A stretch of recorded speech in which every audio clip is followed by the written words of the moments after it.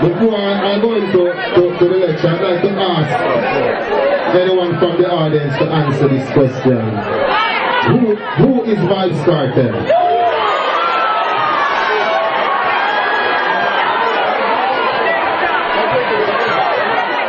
Hundreds of spectators turned up at the University of the West Indies on March 10 to hear dancehall artist Vybz Kartel give a lecture. Kartel was his usual controversial self, touching on issues such as who he is, tattooing, his influences, devil worshipping, and skin bleaching. First of all, I am Adija Palmer, dancehall artist / hero, businessman, proud father of 7 children. I'm counting. I grew up in Waterford community in Portmore, the second child of my father, third from my mother, who had a daughter from a previous relationship. I attended Waterford Infant School, Waterford Primary School, where I passed my common entrance for Calabar High School.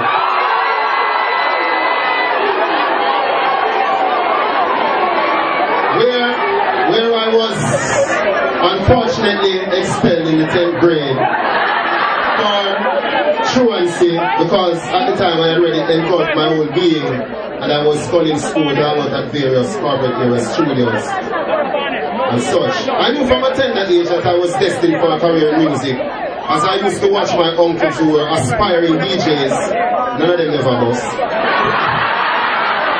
perform regularly at my house on an informal sound system, much to the delight of me, who was their audience, only audience at the time. In Jamaica, dancehall music has been getting a lot of flack recently. And not recently, since its emergence from a wide cross-section of society, but Vybz Kartel music has also been at the center of a lot of controversy over the years. But my music is a friend to some people and a foe to others. But that is totally acceptable to me, based on the mere fact that dancehall itself has always been social commentary reflecting the duplicitous foundation of the Jamaican experience.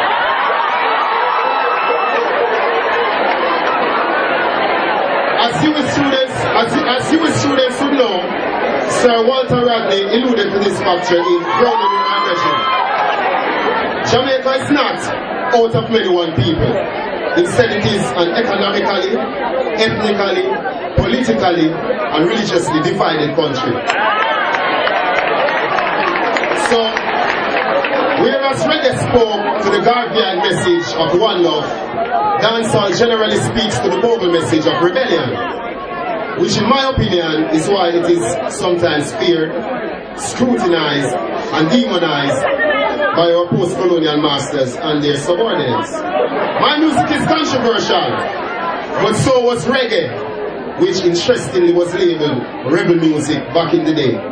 So reggae was also controversial before it was fully accepted, first by the lower class of people where it originated, then by the upper class of society, after it had garnered international recognition. So basically, it went abroad and came back to us, and we accepted it because you know Jamaican love foreign things.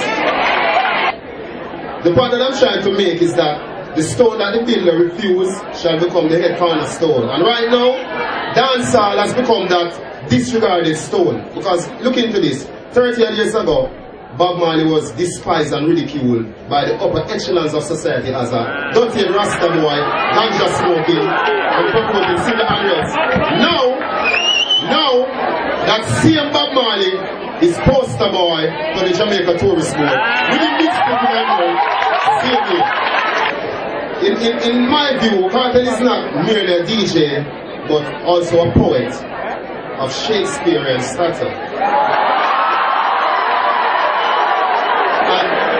I say this because Vybz Kartel is not the best, but one of the best doing dancehall. And I say this because my lyrics at first glance may seem simple, but different layers can be peeled away to reveal a much more complex meaning, depending on age, knowledge, and nationality of the listener.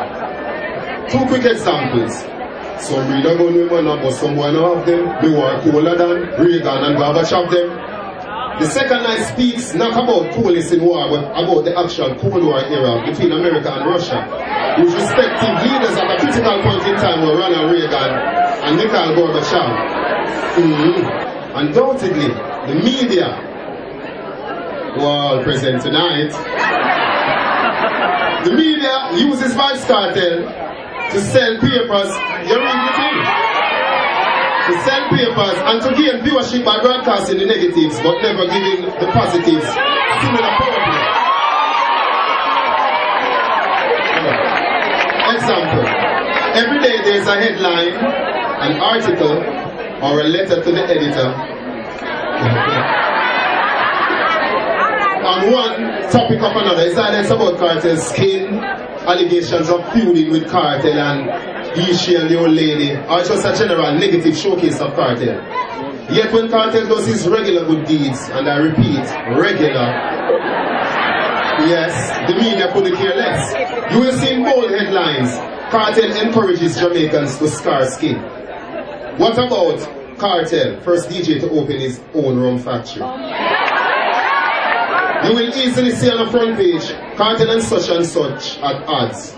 Fine, because that is news. But what about giving the same front page headline to Kartel, through his business ventures, employs over 30 at Jamaica? My fascination with tattoos came from my favorite rapper of all time, Tupac Amaru. And ever since I saw his thug life tats on his stomach, I decided to make my skin a living, breathing canvas for the visual arts. Okay? My skin marks, no pun intended, many milestones in my life and represent another form of expression for me. For me, tattoos, although they're on the exterior, they really tell a different story and they tell a lot about my interior. And are not just for show, but rather, as the PowerPoint shows, can serve as a history book of my life.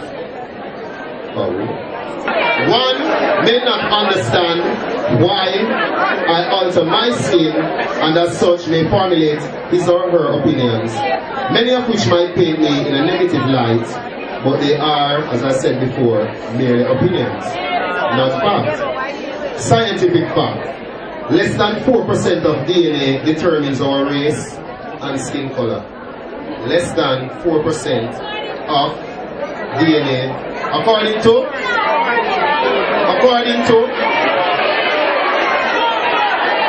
Google. Good. Moving on. Many people, no, seriously no. Many people talk about garbism, black pride, etc. I have no problem with black pride, and I can assure you that my skin alteration has nothing to do with self-hate or opposition to blackness and garbism. And if we should look into the issues of the black race as it relates to our advancement or non-advancement thereof worldwide, I think altering skin color will not be our biggest problem. Okay? I maintain that many appearance-altering practices that started out controversial and taboo are now widely accepted. Did you know that when a male, this is fact, when a male in the 17th century wore earrings, that means you were a pirate. When a male wore earrings in the 1950s, it meant you were a homosexual. Now, when a male wears an earring, it's just trendy. You know what I mean? So from controversial and taboo to gaining widespread acceptance. You know what I mean? So, with that being said, I further maintain that bleaching today doesn't mean the same as bleaching 25 years ago. Today, listen me, this is opinionated, this is my opinion. So when the lecture finishes, you can ask a few questions as to why I hold on to what I do. But I maintain that bleaching now doesn't mean the same as bleaching 25 years ago. Today, we are a much prouder race who know that we can do what we want as far as style is concerned. We dictate styles and regard them as just that, styles. So as controversial as bleaching might be right now, I bask in this controversy with cake soap as my suntan. Thank you. So a lot of people say Vybz Kartel worships the devil. And recently in the media, one specific artist has even gone as far to say that I have sold my soul to the devil. So this is a question now for the audience. I would like to know, how does one go about selling his soul to the devil? Does the devil have a bank account? Alright. Do you first put an ad in the classifieds, sold for sale, in good condition, leave a number to call, the devil calls you, and you work out the fine print of it. He gives your manager's check for your soul, you go to his bank, and Baphomet Commercial Bank, and you presume. And how does it go? I'd like to ask someone in the crowd, how does one go about selling his soul? But, in concluding, I would like to say that my life is my art, and my art is my life. Life is a colorless coloring book, and we have all the crayons to make it as colorful as we want by the choices that we make and how we live our lives. In my life, everything I do, from controversial lyrics, bleaching, etc., everything I do in my life is precisely orchestrated and executed in a specific way to achieve a desired result. Okay? So I am conscious of everything that I do because I've decided to make my life pretty like a coloring book. Thank you. Good night. Good evening. My question to Vybz Kartel is, you see yourself as somebody who's an uplifting person, but I'm wondering, isn't there some sort of morality you're supposed to carry? Because I see you have tattoos, so marijuana, you understand, you compare yourself to somebody who's not moral. So I'm just wondering, where should we get all the morals from? Because there are some songs that are clearly not moral, not helping children, not giving us any sort of agreement. Even though you're contradicting yourself, basically, in some of your work. Well, one's view of morality is relative, meaning your view might not be the same as my view. Okay, and as I said before, if you were listening clearly earlier, I said that I'm not a social, religious, or political leader. I'm an entertainer who does adult-oriented music. So, I'm not here to preach my morality or lack of. I'm just here to do music to the best of my ability. That's all. If you need morals, I suggest you go to the nearest church. Question number one is that you watch on stage of the house. I'm going to kill up on it. See? And killer say, at the end, feel that you come to me, you come on stage too. We want to know where you killer are.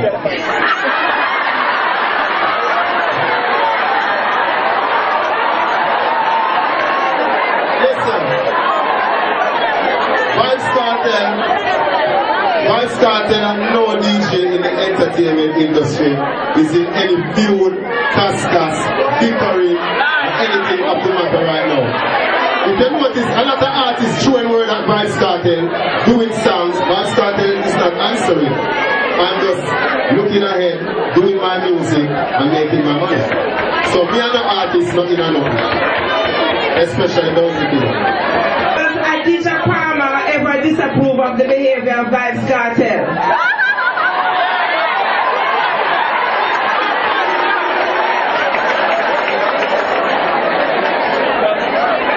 Yes. Alright, my name is Terry. What I think of the lecture, Vybz Kartel continues to say that he's not a social or political or religious leader. But I believe that as a human being and as a citizen of a country and being such an individual person,